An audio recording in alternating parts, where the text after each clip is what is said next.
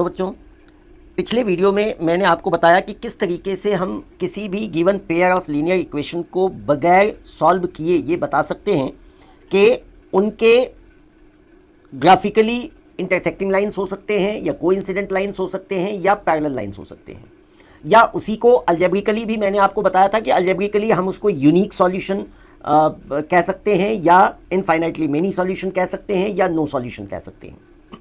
आज मैं आपको बताने जा रहा हूं कि हम ग्राफिकली किसी लीनियर इक्वेशन की वैल्यू कैसे फाइंड कर सकते हैं। तो देखो, सबसे पहले आपने 9th क्लास में भी सीखा है कि अगर कोई लीनियर इक्वेशन दिया हुआ है और उसका हमें ग्राफ ड्रॉ करना है तो सबसे पहले हमें क्या करना होता है कि हम उसकी वैल्यूज फाइंड करते हैं, या आप उसको और प्रिसाइजली कहें तो हम उसका कोऑर्डिनेट्स फाइंड करते हैं। वो कैसे करते हैं वो देखिए। तो जैसे फॉर इंस्टेंस मैं एक पेयर ऑफ इक्वेशन ले रहा हूँ, ये है x minus 2y equal to 0 और दूसरा equation 3x plus 4y equal to 20। Say this is equation 1 and this is equation 2। अब इन दोनों इक्वेशन का सबसे पहले हम वैल्यू फाइंड करेंगे। तो कैसे फाइंड करेंगे वैल्यू वो देखिए। तो यहां पे आप एक बॉक्स बना लीजिए,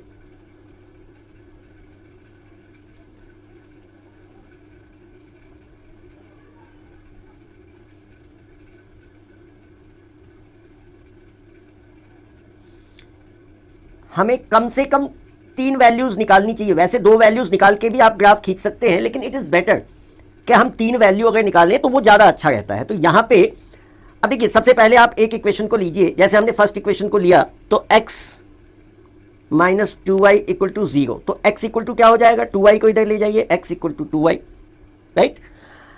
अब इसमें फर्स्ट इक्वेशन में y की वैल्यू हम बारी बारी से अपनी तरफ से कुछ भी ले सकते हैं। जैसे सपोज करो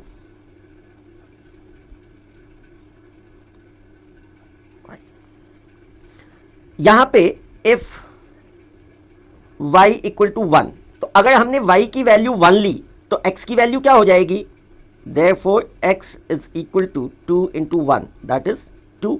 तो यहां पे आप लिखिए y आपने लिया 1 तो x की वैल्यू आ गई 2। अब if y इक्वल टू 2 तो therefore x is equal to कितना हो जाएगा, 2 into 2 which is 4। So this is, अगर हमने y लिया 2 तो x की वैल्यू हो गई 4। अब एक वैल्यू हम इसका ले लेते हैं 0। So if y is equal to 0 therefore x is equal to 2y है तो 2 into 0 which is equal to 0। तो आपने जब y की वैल्यू 0 ली तो x की वैल्यू भी 0 आ गई। तो इस तरीके से आपने फर्स्ट इक्वेशन के 3 वैल्यूज निकाल लिए। अब इनके कोऑर्डिनेट्स ये आप कह सकते हैं कि ये जो आपने निकाला है ये कोऑर्डिनेट्स हैं 2 1 4 2 0 0। अब इसके बाद सेकेंड इक्वेशन का हम निकालेंगे। तो सेकेंड इक्वेशन के लिए भी ऐसे ही, सेकेंड इक्वेशन है 3x plus 4y is equal to 20। तो 3x is equal to 20 minus 4y, तो x is equal to 20 minus 4y upon 3। अब यहां पे भी हमें इनके 3 वैल्यूज निकालने हैं। जैसा कि मैंने आपको बताया कि आप 2 वैल्यूज निकाल के भी ग्राफ ड्रॉ कर सकते हो। मैं आपको 3 वैल्यूज निकाल के दिखा रहा हूं। आप पेपर में 2 वैल्यूज निकाल के भी ग्राफ ड्रॉ कर सकते हैं। ये x हो गया, ये y हो गया। अब यहां पे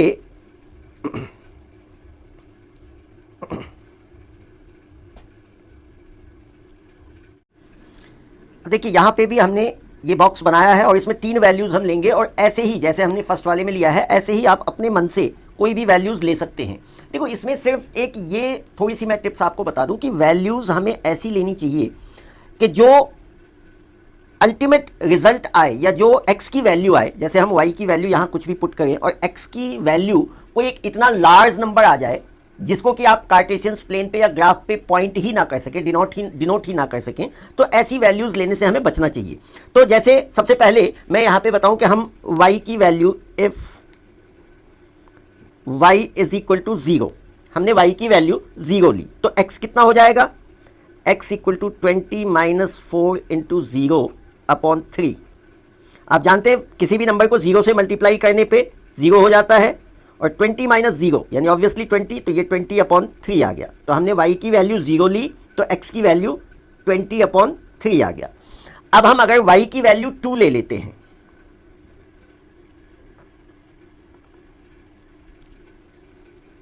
if y is equal to 2, तो x कितना हो जाएगा, x equal to 20 minus 4 into 2 upon 3। अब ये कितना हो गया, तो 20 माइनस 4 टू ज़ा 8, 20 माइनस 8 अपॉन 3 यानी 12 अपॉन 3, सिंप्लीफाई कर दीजिए 4। सो x की वैल्यू 4 आ गई, तो y की वैल्यू हमने 2 ली तो x की वैल्यू 4 आ गई। अब एक और वैल्यू हमें निकालना है, तो if y is equal to 5, अगर y की वैल्यू हम 5 ले लें तो x कितना आएगा, x is equal to 20 minus 4 into 5 upon 3, 20 minus 20 upon 3। आप कह सकते हैं कि ये 0 हो गया, 20 minus 20 0 upon 3 which is equal to 0, यानी x की वैल्यू 0 आ गई जब हमने y की वैल्यू 5 ली। तो अब ये दोनों ही इक्वेशंस के हमने 3 वैल्यूज निकाल लिए हैं। अब इनको हम ग्राफ पे ड्रॉ करेंगे। तो इसी तरीके से कोई भी अगर आपको पेयर ऑफ लीनियर इक्वेशन दिया है तो आप इस तरीके से उनकी 2 वैल्यूज निकाल लेंगे, 3 वैल्यूज या 2 वैल्यूज। बेटर है आप एग्जाम में 2 ही वैल्यूज निकालें। तो आप ये वैल्यूज निकाल के और फिर आप इनको ग्राफ पेपर पे, जिसको हम कार्टेशियन प्लेन कहते हैं, उस पे हम इनको ड्रॉ करेंगे। अब जैसा मैंने आपको बताया था कि इसमें 3 पॉसिबल केसेस हो सकते हैं, तो अब मैं आपको वो तीनों ही possible cases with the help of graph मैं समझाता हूं। उसमें एक चीज ध्यान रखिएगा कि वो यही इक्वेशन नहीं होगा, उसमें अलग अलग इक्वेशंस होंगे। ऑब्वियसली अलग अलग केसेस हैं तो अलग अलग इक्वेशंस होंगे, लेकिन वो कैसे ग्राफ होंगे ये मैं आपको दिखा के एक्सप्लेन करता हूं। ये पहला ग्राफ जो आपके सामने आ रहा है ये है इंटरसेक्टिंग लाइंस या यूनिक सॉल्यूशन। अब आप इस ग्राफ को यदि ध्यान से देखें तो आप इसमें देख सकते हैं कि दोनों ही इक्वेशंस के लिए 2 लाइंस यहां पे ड्रॉ किए गए हैं। पहला इक्वेशन है x minus 2y equal to 0 और दूसरा इक्वेशन है 3x minus 4y equal to 20। अब आप इसमें देखिए कि दोनों ही लाइंस Q पॉइंट पे इंटरसेक्ट करते हैं। तो Q पॉइंट पे इंटरसेक्ट करते हैं और इसलिए, और ये भी आप देखते हैं कि ये दोनों ही लाइंस सिर्फ और सिर्फ एक ही पॉइंट पे इंटरसेक्ट कर रहे हैं। नाउ यू कैन अंडरस्टैंड कि why we call it intersecting lines and also why we call it unique solution.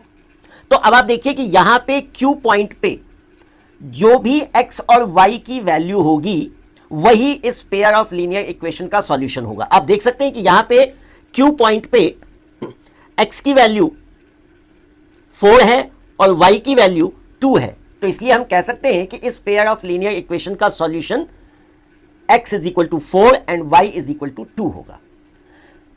साथ में ये भी मैं आपको बताऊं कि हम इसको यूनिक सॉल्यूशन क्यों कहते हैं। तो यूनिक सॉल्यूशन इसलिए यूनिक कहिए या आप इसको यूं भी कह सकते हैं ओनली वन सॉल्यूशन। तो क्योंकि ये दोनों ग्राफ्स, दोनों लाइंस इस ग्राफ में सिर्फ और सिर्फ एक ही पॉइंट पे इंटरसेक्ट करते हैं एक दूसरे को, और उस पॉइंट पे जो x और y की वैल्यू है सिर्फ वही सॉल्यूशन होगा, and that is why we call it unique solution या इंटरसेक्टिंग लाइंस।